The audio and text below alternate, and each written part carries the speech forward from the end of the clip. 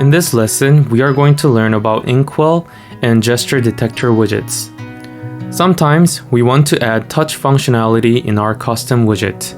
For example, we may want an image widget to do something when user taps on it.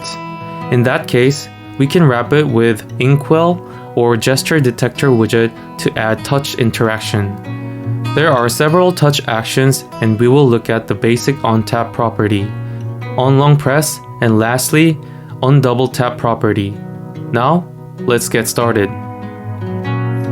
In today's lesson, we will learn two widgets that play a similar role. One is the GestureDetector, and other is Inkwell.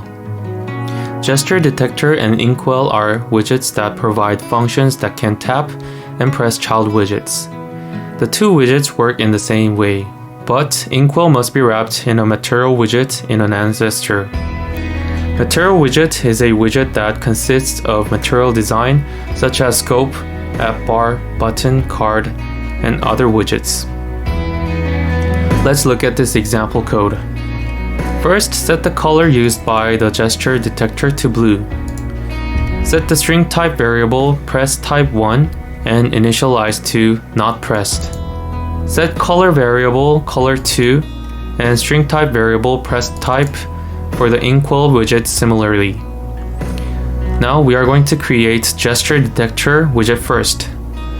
Set the container with height of 100 and width of 100 in the child widget and set the color to the color variable we set earlier.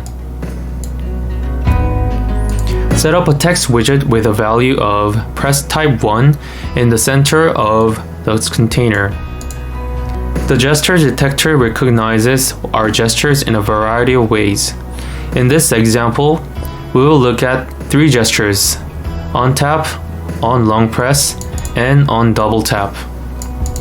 On tap callback is a function that occurs when we tap the screen once. Use setState to change the color of the container to green and change the text to on tap. On long press callback is a function that occurs when we press and hold the screen. Use setState to change the color of the container to yellow and change the text to on long press. On double tap callback is a function when the screen is tapped twice briefly.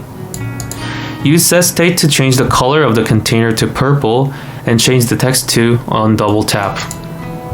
Now let's run the code. As you can see, there are two containers, and the first is GestureDetector and second is Inkwell. And in the container, the color is blue because we have initialized it to blue, and height and width are 100. And if we try to tap the container, it becomes green and the text becomes on tap. We are going to try to long press it. If we try to long press it, it becomes yellow and the text becomes on long press. If we double tap it, it becomes purple and the text also changes. The Inkwell widget has same usage. Set a container with a height of 100 and width of 100 as a child widget and set the color to the color variable you set earlier. Set up a text widget with a value of press type 2 in the center of the container.